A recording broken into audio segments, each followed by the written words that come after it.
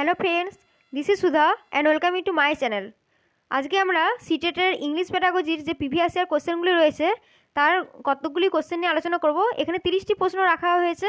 দেখো প্রথমে কি রয়েছে, the practice of grammatical structures in a controlled manner can be done by, অর্থাৎ গ্রামাটিক্যাল যে স্ট্রাকচার রয়েছে তাকে একটি কন্ট্রোলড ম্যানারে প্র্যাকটিস করা যেতে পারে by gap filling grammar exercises. Gap filling যে গ্রামার এক্সারসাইজ রয়েছে তার সেটির মাধ্যমে আমরা গ্রামাটিক্যাল স্ট্রাকচারগুলিকে একটি কন্ট্রোল ম্যানারে প্র্যাকটিস করতে পারি। নেক্সট কোশ্চেন দেখো, mother tongue influence can be effectively minimised in the classroom by. Minimised অর্থাৎ কমিয়ে আনা, অর্থাৎ মাতৃভাষার যে প্রভাব রয়েছে সেটা ক্লাসরুমে কীভাবে আমরা কমিয়ে আনতে পারি by giving inputs from the target language in a simple graded manner.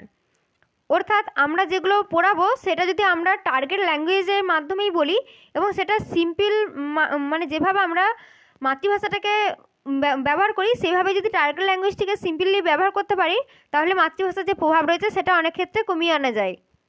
Next question দেখো, students are not organisms, which method sees them as a whole person. কোন মেথডে স্টুডেন্টসদেরকে একটা হোল পারসন হিসাবে দেখা হয়? CLL অর্থাৎ communicative language learning. Communicative language learning makes the students aware of their strengths and weaknesses, and it helps them to aware of themselves. Next question দেখো, a poem whose first letters of each line spell out a word is called. যে পোয়েমের ক্ষেত্রে প্রত্যেকটা লাইনের যে first letter রয়েছে সেটিকে যদি spell out করা হয় সেটাকে কি বলা হয়? এটিকে বলা হয় অ্যাক্রোস্টিক। নেক্সট কোশ্চেন দেখো, decorum in spoken English pertains to appropriate gestures. Decorum হলো যখন আমরা স্পোকেন ইংলিশ বলছি তখন কিভাবে আমরা বিহেভ করব ওই ভাষাটা অনুযায়ী, অর্থাৎ সঠিক যে গেস্টার্স রয়েছে সেটা আমরা কিভাবে দেবো। এই ডেকোরাম আমাদেরকে সেইভাবে বিহেভ করতে সাহায্য করে এবং আমাদের যে পার্সোনাল সিকিউরিটি রয়েছে সেটিকে স্ট্রেনথেন করতে সাহায্য করে। নেক্সট কোশ্চেন দেখো, which are structural words. Structural word কী কী আছে? Auxiliaries, articles, prepositions, conjunctions and pronouns, এগুলিকে বলা হয় স্ট্রাকচারাল ওয়ার্ড। নেক্সট কোশ্চেন দেখো, conventions of writing include proper punctuation. Conventions অর্থাৎ সম্মেলন। একটা লেখা তখনই সম্পূর্ণ হবে যখন তাতে প্রপার পাংচুয়েশন থাকবে বা বিরাম চিহ্ন থাকবে। যদি সঠিক বিরাম চিহ্ন না দেওয়া থাকে তাহলে কিন্তু যে পাঠক সে মিসলেড হয়ে যাবে এবং হাস্যকর কিছু পড়তে পারে, যার ফলে তার মধ্যে অনেক কনফিউশন সৃষ্টি হবে। নেক্সট কোশ্চেন দেখো, positive interference is a kind of. Positive interference কিসের প্রকারভেদ? Target language. টার্গেট ল্যাঙ্গুয়েজকে আর কি বলা হয়? Receptor language.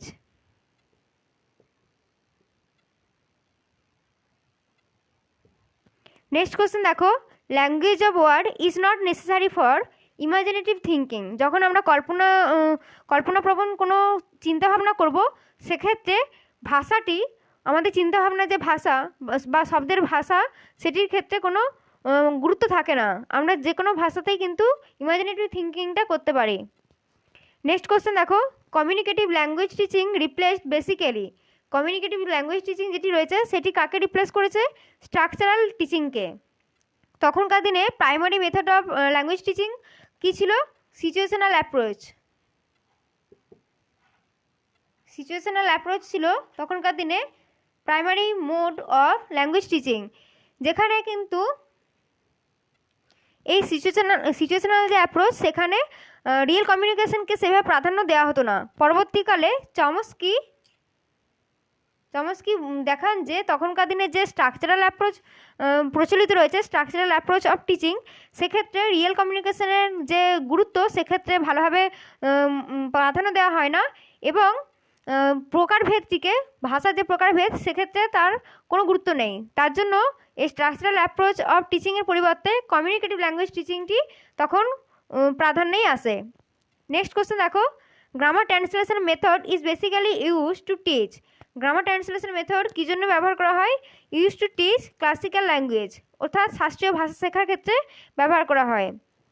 নেক্সট কোশ্চেন দেখো, if you are listening to the description of how to reach a specific location then you are doing. যখন কোনো একটা স্পেসিফিক লোকেশনে যাওয়ার জন্য তুমি বর্ণনাটি শুনছো তখন সেটা মন দিয়েই শুনবে এবং সেটিকে বলা হয় ফোকাসড লিসেনিং। নেক্সট কোশ্চেন দেখো, which can be used as a rubric for the assessment of fluency and coherence of language. অর্থাৎ ভাষার যে ফ্লুয়েন্সিও রয়েছে, অর্থাৎ দ্রুততার সঙ্গে কোনো ভাষাকে বলা এবং তার যে দক্ষতা, কোহেরেন্স মানে হলো ভাষাগত দক্ষতা। যখন আমরা ভাষাগত দক্ষতা এবং দ্রুততাকে অ্যাসেস করবো বা পরীক্ষা করবো বা মূল্যায়ন করবো, সেক্ষেত্রে রুব্রিক কী হবে? Can initiate and logically develop simple conversation on a familiar topic. অর্থাৎ এক্ষেত্রে আমরা কীভাবে অ্যাসেস করব?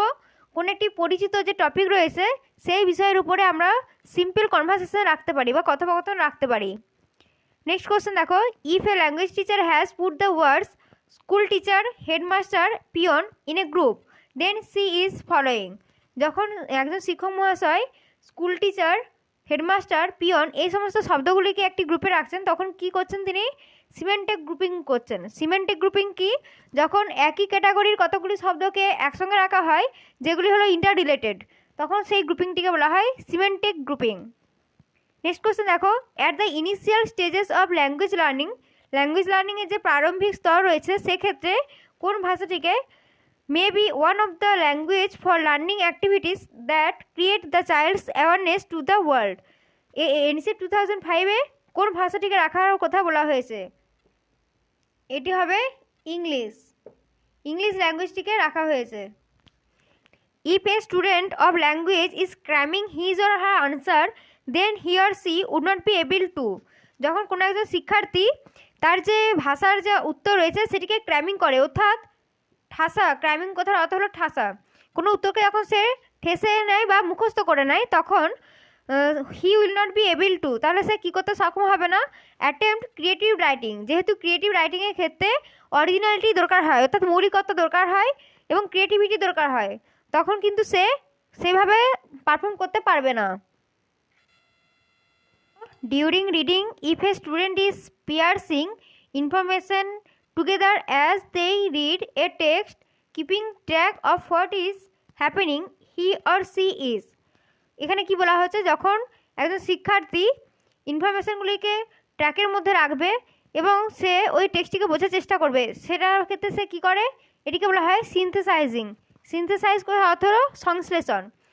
এবং সিনথেসাইজের ক্ষেত্রে কী হয়? শিক্ষার্থী যতই ওই টেক্সটের ভিতরে যায় ততই সে তার পুরনো যে ব্যাকগ্রাউন্ড নলেজ রয়েছে এবং নিউলি লার্ন যে আইডিয়াস রয়েছে ওই টেক্সটের ব্যাপারে এবং তার মধ্যে কানেকশন করে এবং সেই ব্যাপারে সে ইনফারেন্স করে বা সিদ্ধান্ত নেয় এবং ওই টেক্সটটিকে সে নিজের ভাষায় বোঝার চেষ্টা করে, এটিকে বলা হয় সিনথেসাইজিং। নেক্সট কোশ্চেন দেখো, a teacher asks her learners to collect words or phrases on various aspects they see and notice in their markets and streets.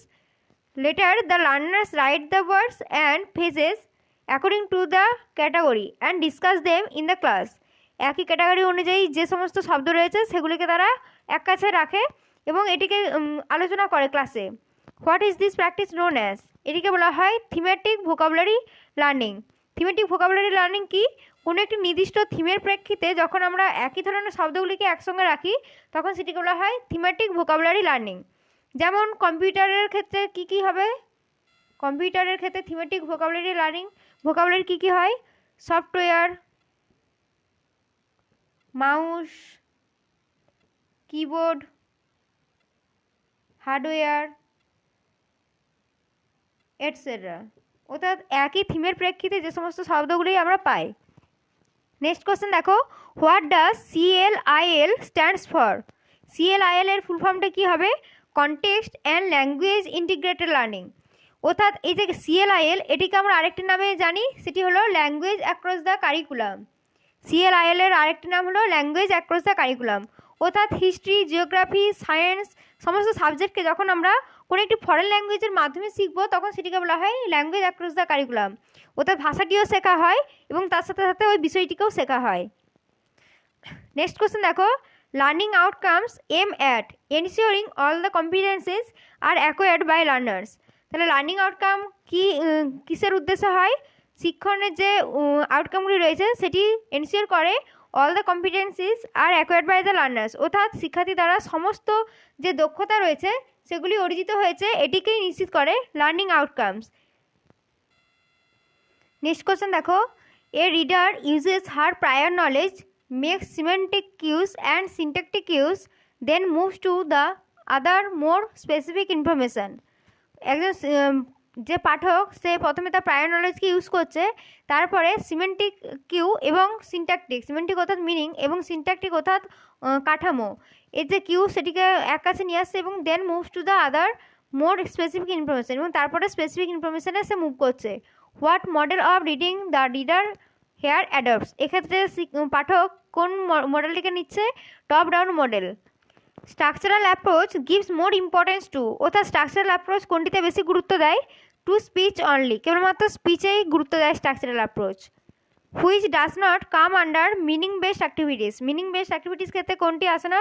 Reading out every word aloud and translating it, অর্থাৎ প্রত্যেকটি শব্দকে জোরে পড়া এবং সেটিকে translate করা, এটি meaning based অ্যাক্টিভিটির কিন্তু অন্তর্গত নয়। নেক্সট কোশ্চেন দেখো, the term comprehensible input is associated with, comprehensible input এই কথাটি কে বলেছিলেন? স্টিফেন ক্র্যাসন। তিনি যে 5টি হাইপোথিসিস দিয়েছিলেন তার মধ্যে কম্প্রিহেন্সিবল ইনপুট একটি hypothesis. Next question, which is not a sub skill of reading, রিডিংয়ের সাব স্কিল নয় কোনটি? ট্রান্সক্রিপ্টিং, এটি হলো লিসেনিংয়ের সাব স্কিল।